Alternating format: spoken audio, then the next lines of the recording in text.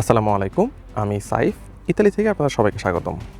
আপনাদের মধ্যে অনেকেই একটা কনফিউশনে থাকেন যে যারা ক্যাম্পে উঠেছেন অ্যান্ড পরবর্তীতে ক্যাম্প ছাড়ার সময় আসলে আপনারা কিভাবে ছাড়বেন বা কি করা উচিত।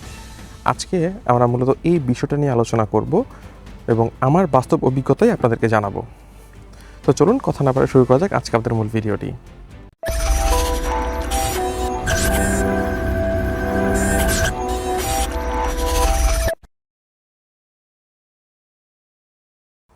অনেকেই ক্যাম্পে উঠেন এবং খুব কনফিউজড থাকেন যে আসলে ক্যাম্প ছাড়তে হলে কি করতে হবে বা প্রসিডিউর কি বা কি সমস্যা হতে পারে।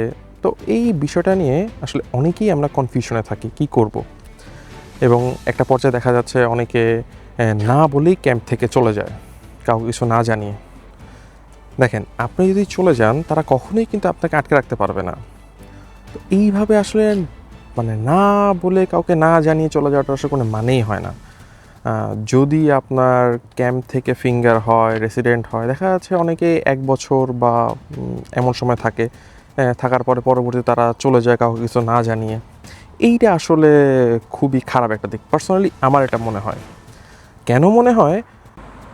আপনার ডকুমেন্ট পাওয়ার জন্য যে প্রসিডিউরগুলো আছে, ক্যাম্প থেকে কিন্তু সেই প্রসিডিউরগুলো কিন্তু অলরেডি চালু হয়ে যায়। হয়তো কস্তুরা ভেদে কারো ফিঙ্গার দ্রুত হয় বা কারো ফিঙ্গার একটু দেরিতে হয়, বাট ওরা কিন্তু ওদের ডকুমেন্টের যে প্রসিডিউর সেটা কিন্তু ওরা স্টার্ট করে ফেলে। তো আপনি যদি কাউকে না জানিয়ে চলে যান, পালিয়ে যান, সেক্ষেত্রে হয় কি, ধরেন আপনার কমিশন চলে আসলো, কমিশনের ডেট প্রেফেক্টর থেকে জানিয়ে দিছে ক্যাম্পে, কিন্তু ক্যাম্প আপনার অ্যাড্রেসটা কিন্তু জানে না। সেক্ষেত্রে হয় কি, আপনার যে কমিশনটা, এই কমিশনটা কিন্তু মিস হয়ে যাওয়ার চান্স অনেক বেশি।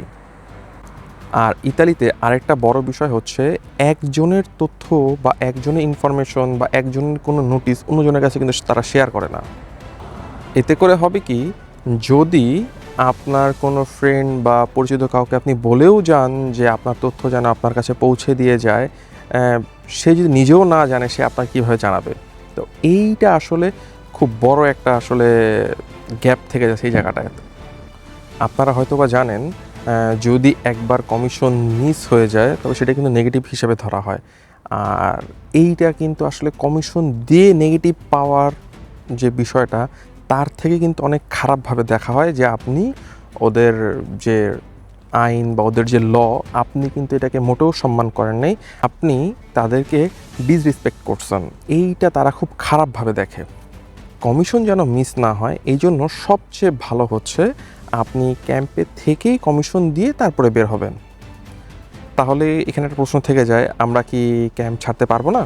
অবশ্যই ক্যাম্প ছাড়তে পারবেন।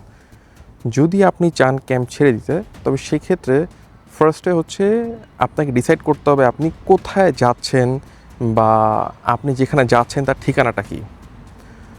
যখন আপনি আপনার গন্তব্যস্থল ঠিক করবেন যে হ্যাঁ আমি এখানেই যাব, যদি এমন আপনি ডিসাইড করতে পারেন, তবে সেই ক্ষেত্রে ফার্স্ট অফ অল হচ্ছে সর্বপ্রথম আপনাকে হচ্ছে যেখানে যাবে সেখান থেকে একটা হসপিটালিটি নিতে হবে। তবে অনেক ক্ষেত্রে এই হসপিটালিটা নেওয়াটা আসলে একটু কঠিন হয়ে যায় বা অনেক সময় সম্ভবও হয় না। সেক্ষেত্রে কী করবেন, আপনি হসপিটালিটা যদি নাও পান, তাও হচ্ছে আপনি যেখানে যাচ্ছেন সেই ঠিকানাটা অবশ্যই আপনার ক্যাম্পের লোকদেরকে বলে যাবেন যে হ্যাঁ আমি এই ঠিকানায় যাচ্ছি। যদি আমার এই ধরনের কোনো ডকুমেন্ট বা কোনো ইস্যু সামনে আসে, তারা যেন অবশ্যই আপনার ওই ঠিকানায় যোগাযোগ করে।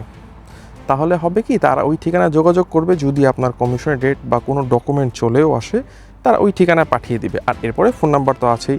সবচেয়ে বেটার হয় হচ্ছে আপনি তাদের সাথে যোগাযোগ রাখবেন এবং আসার আগে অবশ্যই ক্যাম্প ছাড়ার আগে সবার সাথে ভালোভাবে কথা বলেই আসবেন। ক্যাম্প থেকে ছাড়ার সময় যে কোনো ডকুমেন্ট নিতে হবে বিষয়টা এরকম না।